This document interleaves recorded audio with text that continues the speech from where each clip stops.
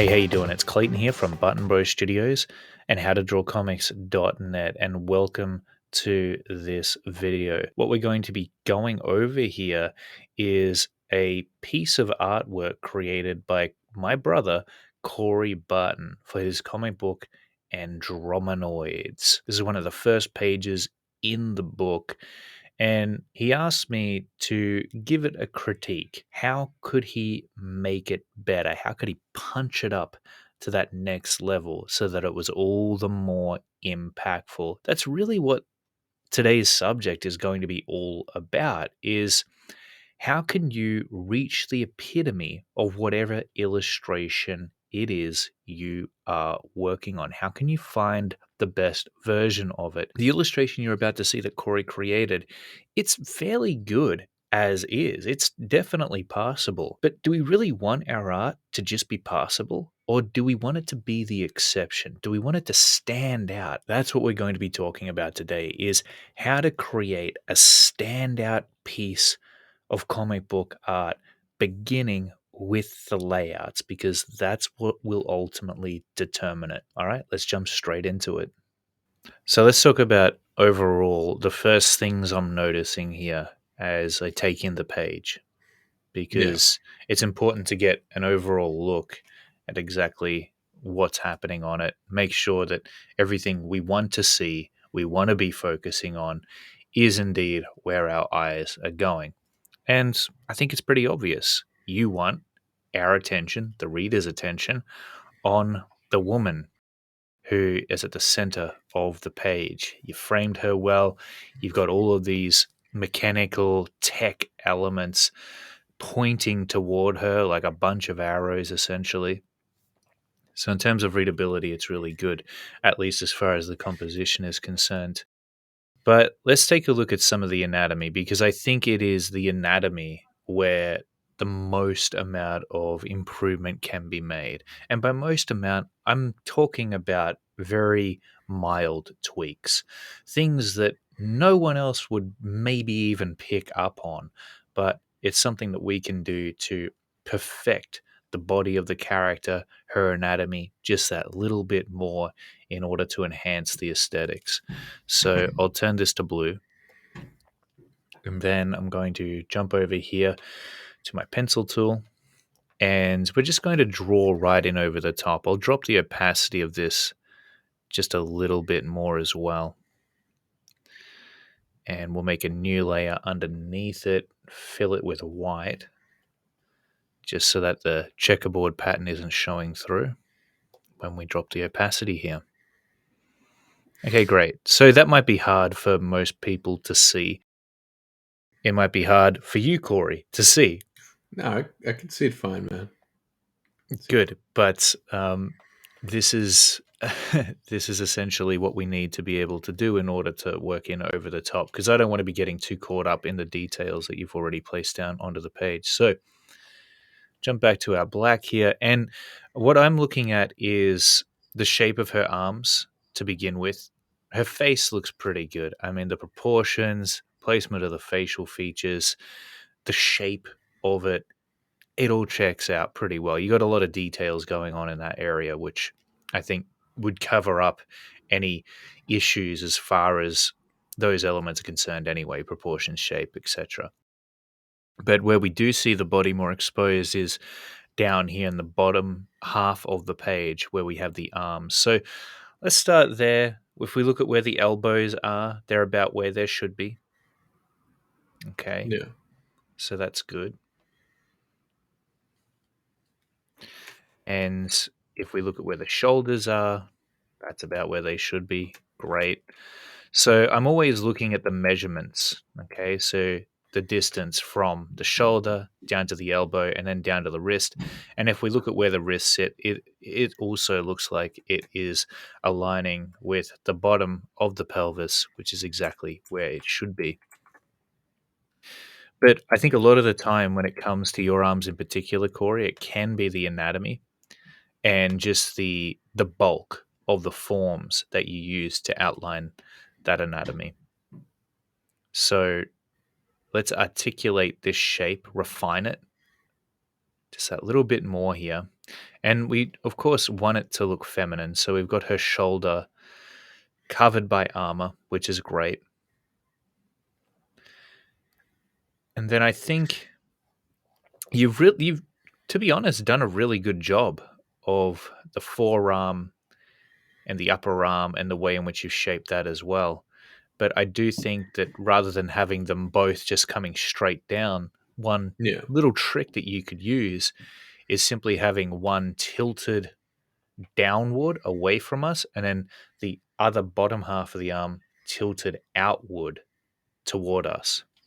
And that just adds that additional level of dynamism to the pose. It makes it look as though there's more movement within it. So it's the difference between, if we were to simplify this arm down, an arm that is pointing away from us in the same direction, and then an arm that is pointing away from us at the top and then toward us at the bottom. It just, rather than, being straight up and down, because you've got a fairly straight angle here, it curves a little bit down in this direction, which is great to see that difference in trajectory. But if we can get that on the other plane as well, it just adds that additional dimension of movement, if you will. Next up, what we're going to take a look at is the shape of her body. I mean, I think as far as the chest is concerned, this is all looking quite good. It's all looking great. We want to apply whatever it was that we did over here on her left arm to her right arm, of course. Now, I like this midsection. I think that's working well. She's obviously a fit, athletic body type. Where I believe the most amount of adjustment can be applied is her hip area. Now, we all know when it comes to womanly proportions, we want to capture that hourglass type figure. And in order to do that, it's really simple. We just make the hips about as wide as the shoulders. And if we look at the width of the shoulders up here and we look at the width of the hips, there is a significant difference between them. And so, as a result, she's going to look much more masculine. If we want to enhance the amount of womanliness, femininity that her body type, uh, you might want to suggest through it, then it's a simple adjustment of just expanding the width of the hips. So the hip bone would probably be about here. And you know what? We could even add some movement to her body just so that she's not so straight up and down. So we could actually have her hips swinging out in this direction if we wanted to. And I would suggest doing so because that's going to give us just that little bit more movement. As I was saying, is never a bad thing when we were talking about the arms just before. So we could go ahead and have her upper leg coming forward. You can see me placing in these guidelines around the cylindrical form of the leg. And what that does is it just shows us whether or not the form is coming toward us or away from us. So I'm going to do some quick erasing here just to clean up the anatomy a bit. Sometimes I'll actually place the legs in first before drawing out the connection between the hip and the upper body, just so that I know where I want it to come out to. Now, of course, you can go ahead and you could shrink the width of the shoulders uh, as opposed to doing what we've done here, which is to widen the width of the hips.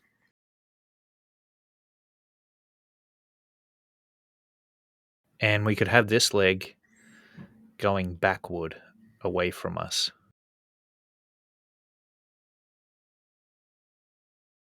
And then we've got that a nice little thigh gap there in between the legs, if that's something you desire having on your female characters. Now, again, I'm going to beef up the legs some more here. We do want to try to have some balance within the body, and at this point, you can see how the curve may not be coming back quite as far as we may need it to at the top in order to balance out the bottom section.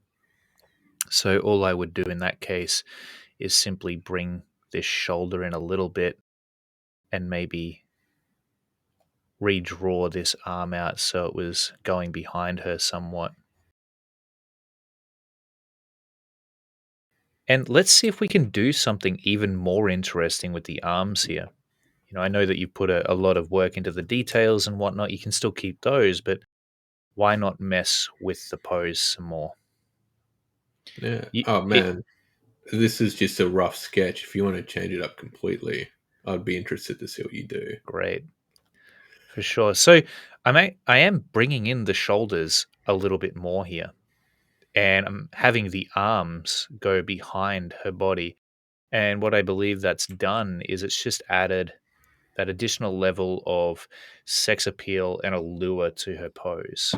And this is not going to be appropriate for every character that's out there. It really depends on the type of character you want to create. But I think that this is working quite well. And what I tend to do is I try out a number of different variations for every pose. So let's say I'm not quite happy with that. Well, I might have her arm come out here instead, her upper arm. And then I might have the forearm come into the foreground. And we could even have her hand. Well, I guess in that case, it would be obscuring her body just a bit. Try and have her arms going upward.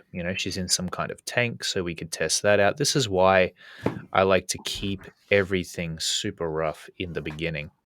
So, for example, depending on how you wanted to have her within this tank, I think this could push the amount of appeal within the pose even further.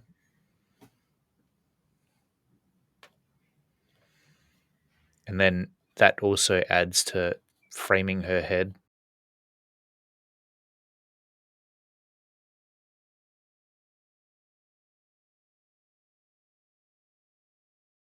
Then you got the back of her shoulder there going in behind the torso. And it's a bit of a pin-up style shot at the end if we decide to go with this option, but it is worth exploring. It depends on the feeling that you were trying to go for. I do like the idea of having the arms almost coming forward toward the viewer. I think that's kind of cool. I like the way that they're framing her. Oh, you could have like maybe her reaching out to where she's actually like got her hands out touching the glass almost or something. I mean, Yeah, for she's meant sure. to be in like a tank sort of egg sack thing. So Yeah, you could have that absolutely. So maybe her hands are up here somewhere, and that would help to fill in this space, this yeah. sort of dead space right here. I think that could work really well. And hands are always going to require a little bit of messing around. I try to keep it rough for hands in the beginning because they are a very gestural body part. And as I decide what I like and what I don't like about the hands pose, I'll start to refine it just that little bit further. The great thing about hands is that there's so much foreshortening you can mess around with. And the more foreshortening you add into something, of course, we know the depth just enhances to the max. And when you've got lots of depth within your artwork, you've got a illustration that's going to really pull the viewer in as a result. Sorry, man. When you're Mm. messing around with like hand poses and stuff like these, you usually just sketch it out roughly like that. Yeah, I sketch it out roughly. Otherwise, I get too caught up in the details and I lose the vision that I want. And I lose the feeling. I get too focused on the structure of the hand and I'm not really thinking about what it is I'm trying to achieve with it.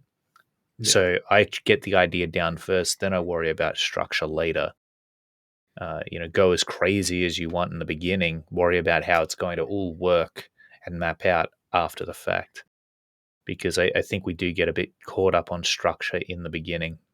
And when you can keep it loose like this and not worry too much about that, it It just helps to manage the creative process with the logical building up of the drawing, which you do have to think about it logically at some point because proportions are a logical consideration when it comes to drawing. Anatomy and where all the muscles go, that's something you have to think about. It's not something you can necessarily feel out unless you've done it a billion times. So even even though we place the hand there, one thing that I usually will do is I might go ahead and just maneuver it to where I want it to be. So now we're getting this nice zigzag pattern happening with the hand. Man, that looks great already. Actually, I really like that idea. Yeah, it almost looks iconic the way that we have it now, which Yeah. is certainly what we want. And then now I'm thinking about, okay, let's see where we can get these fingers to go. How widespread do we want the fingers to be? And are we looking at the front of the hand coming toward us, or are we looking at more of the bottom of the hand from underneath it? And I really want the hand to have some gesture to it too. So you can see me trying to push the movement and the shape of the hand up. And I almost want it to go up and around and then fan out at the back there. Um, just looking at how you're sketching in the fingers, man. Are you just sketching like sort of like two different shapes to make up the finger, like two different digits? Yeah, so I want to know where the front of the finger is going to be in order to be able to foreshorten it. So say that's the tip of the finger, and then I draw back the rest of the body of the finger from that point onward. Yeah, right. It's And interesting. then I might have the finger next to it. And I divide them up between 2 to 3 different segments depending on what it is I need. If it's a fairly straight finger, usually it's just going to be 2 segments. Depends on the amount of articulation the hand is going to have in the drawing. And so now I know where I want like if you can imagine the front of the finger or the bottom pad of the finger being pressed up against the glass here, that's really what I'm trying to illustrate as I draw it in there. It's rough, it's nasty, and at this point, it really doesn't have to be anything more than that. So I want the forearm to have a little foreshortening applied to it just to capture that depth again. I don't want her to look like an Egyptian painting or are they called hieroglyphs? Yeah. Something like that. I certainly don't want that. I want it to be popping out at us. And again, I'm going to draw in those cross contours to make sure that that's happening. Just that forearm shape. I've noticed that, like in your style, you're able to shape that pretty damn well, man. Like, how did you sort of come up with that? Like, what are you thinking about for the shape for it? I'm thinking about something like this. It's almost you could say it's similar to the calf muscle of a leg, bottom portion of a leg. It's like you could think of it as a bowling ball pin, or you could think of it as a chicken leg. Oh yeah, That's sort of what I'm thinking of as I draw in that arm shape, but I've refined its shape over time as well, just in terms of my own style and what I want to see within it. And inevitably, if you start practicing that same shape, you're going to find that you do the same thing. So, of course, you've added in a lot of detail to her costuming, which would be getting messed up if you were to go with this pose right now. oh, I'm happy to change it up, man. Like I said, it's a very rough sketch just to get the idea down. And then you've got her other arm, which once again you could have going backward, her forearm coming out here. And I'm looking at the corner of my eye as I sketch this in, by the way. Looking at the corner of my eye, trying to think about how does this fit into the overall figure? Is there a certain flow that is going on with the rest of the figure as I draw this in? And then you've got her other hand there, which, depending on what you want to go with, you may pose it in a certain, whatever manner you would like to pose it in there. It's not necessarily a super big concern. But then, of course, um, what I've done here is somewhat messed up the proportions of the figure. So I'm just going to lift this up because her shoulder is being lifted up here. So just get my selection tool out. We're working digitally. Let's make use of those tools. And I'm going to have one shoulder raised, one shoulder lowered. What does that mean for the breasts? Well, it means that one breast is going to sit lower than the other.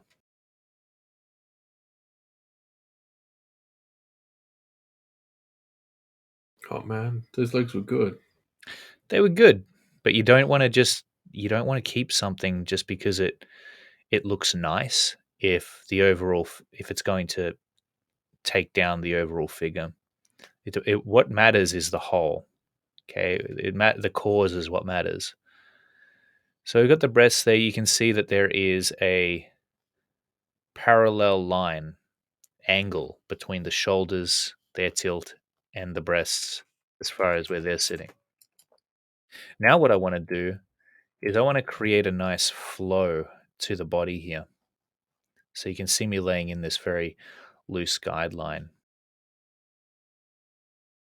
What I'll do here is I'll start drawing in the trunk of her body, and because her shoulders are raised on the left-hand side as we're looking at it, we want to lower, we want to tilt the hips in the opposite direction. So we actually want to lower the left-hand side of the hip while raising the right-hand side. Again, as we're looking at it, I know it's not necessarily her left or right, but once we do that, what we can go ahead and adjust here is the tilt of the hips, as I was saying. What we'll end up with is something like this. So you can see that I've just added in. This looks so simple. It's stupidly simple, but I have established just with this basic line where the hips are. I've established the width of the hips and where they're going to be positioned. Okay, so now all I've got to do is fill in the blanks. Okay, fill in the roadmap, so to speak. And so, what does it mean if the hips are raised like that? Well, it suggests that she's leaning on this side of her body. So, we can raise this leg or make it appear as though it's been raised. I'm going to add in those guidelines once again. And I really want to make sure that I'm running around the entire shape of her body here because I want to capture a good silhouette as I work. I'm almost using my knowledge of anatomy to construct her body here.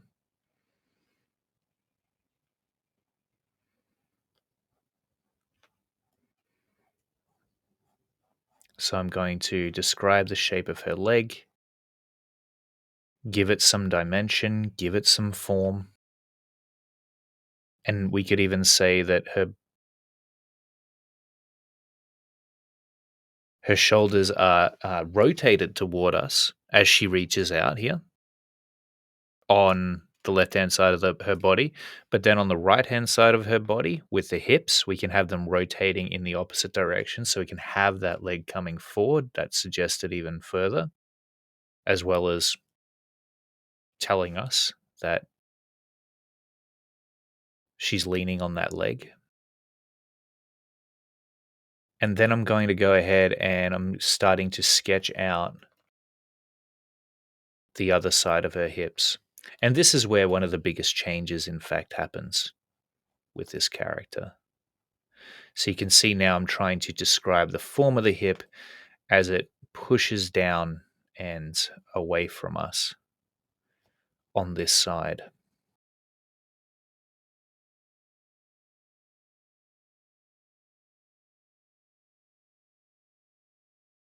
This leg also might be coming forward toward us.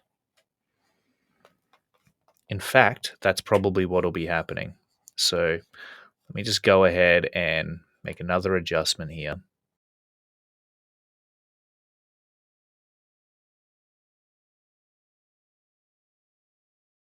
So this leg has to be bent. It has to be bent because she's leaning on the other one. And so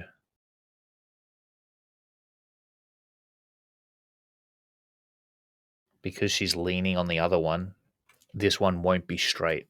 It'll either be out to the side or the knee will be bent so it's pressed forward.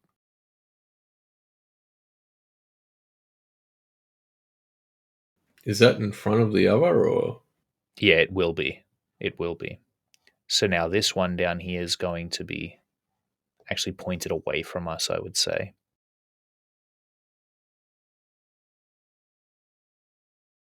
As I'm working here, as I'm building the image, my brain is going through a number of processes. It's essentially asking a series of questions every single line I lay down.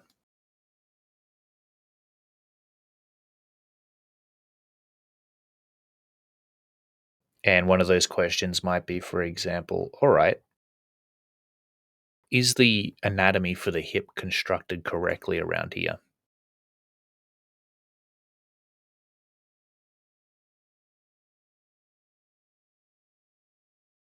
Is the flow of the body, does that look correct? What way are different sections of the body facing?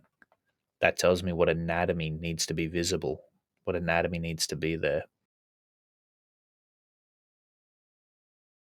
So now we've got one leg coming toward us. So you can imagine if we were to continue this downward, it would be you would see a foreshortened representation of the upper leg and the knee, and then the bottom leg going backward. Whereas this one here is pointing more away from us. And so as I work, I'm going to be messing things up. And as I mess things up, I just erase and I redraw it in there to refine it once I like what I've got. So as you correct your drawing at this stage, you're going to cause some carnage. But because you're keeping it rough, it really doesn't matter. Let the carnage happen. This is the point at which it should, because once you get this right and you start to refine it, get the blueprint down, it's all good. It really doesn't matter anymore. This isn't the refining stage. This is the planning stage. It's the stage of exploration in order to come up with the ideal outcome, because whatever it is you settle on here, it's going to be set in stone as you start to ink over the top of it and whatnot.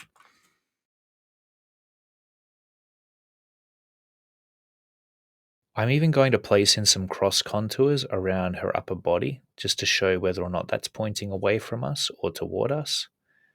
Her lower belly, we can do the same thing. This just gives me an idea for the forms. And then later on, when we start to add on the clothing, we can use the cross contours of the clothing as they wrap around the legs to push that dimension even further. But I think we've done a pretty good job here as far as her body is concerned. If you really wanted to push how dynamic this is, you could adjust her head so that it also was tilted in the opposite direction to her shoulders. So then what you end up with is her hips pointed in this direction, her shoulders pointed in the opposite, and then her head once again pointed in this direction. And then you've also got the movement of her body. So you've got movement on her body, not just on this axis, but also on the vertical axis. And then, thanks to the foreshortening, you've got movement on the final y or x axis. Okay, there's three axes. That's what makes it three dimensional.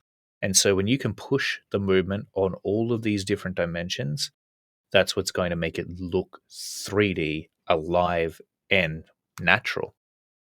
And what you'll notice here is that even though this sketch is very, very rough and very, very loose, you can see just how much more is going on with it, how much more alive it looks than the original that we had here. There's actually nothing really that wrong with this drawing. You could go over the top of it, you could ink it out, and quite frankly, no one would notice any different. But that's not what it's about. It's about, okay, what is the epitome to what I can take this illustration to? What is its best form? What's its best version? And how can I get it there? And you get it there through second guessing yourself, through asking these questions and trying. And there's really one question you need to ask, and that is, how can I make this better? How can I make this pose better? How can I make the pose of just the arm better? That's the kind of stuff that really makes the difference and is really going to make an illustration stand out from the rest. What do you think of the critique I gave you there, Corey? I hope I That's didn't offend freaking you. dude, it is amazing, man. Very amazing. Yeah. Yeah, I'm gonna practice drawing a lot after that. Do you Like you've really got a amazing way of shaping the body. I mean, you've got a great understanding of it, honestly. Like Thanks. a lot of the stuff I didn't even think about before. So Yeah. Well, hopefully, anyone watching this will, what we've gone over here, some of the content, hopefully that'll get you thinking about things you might not have thought about before with your own artwork, too. One of the most common issues that come up for many artists is a pose that looks too stiff, too lifeless, too flat. A lot of what we just went over here with Corey, that gets rid of that issue altogether. Okay. Making the foreshortening dynamic, really trying to push the depth as far as that's concerned, getting the tilts of the body reposition in contrasting ways. That's going to help you to enhance just how lively and energetic it looks. So, what do you think you're going to apply most after what we've just gone over, Corey? Like, what's stuck with you out of everything else? all right, I think yeah, definitely tilting of the body. I was impressed. I really like the idea of her reaching out towards the viewer. Mm, And yeah, I think the way you've done it is pretty good. So I'm going to be studying that a fair bit. Just our arms post and the chicken leg example. I think is great. chicken leg example, yeah, shape goes a long way too. And I think the other thing to keep in mind is just when it comes to the corrections that you make throughout the design, ensure that everything else lines up with those new corrections. That means erasing stuff that you've already done, which is totally fine at this stage. Later on down the track, when you spent the time refining things a little more, yes, that can feel like a massive waste of time. That's why we decide to do it now when everything's loose, when everything's rough, because it saves us having to erase it later on and make big changes after we spent a ton of time putting in the details. Thanks so much for watching. I hope that you got a ton of value out of this video. If you'd like more comic art tips, tricks, and tutorials, be sure to visit my website, www.howtodrawcomics.net. Over on the website, you're going to find a ton of free written tutorials, videos, and we've even got a podcast. When you're ready to take your comic art skill set to the next level, I highly suggest you browse through our premium selection of courses by extremely talented instructors who practice what they preach. All right, well, that's it from me today and Corey. Until next time, keep on drawing.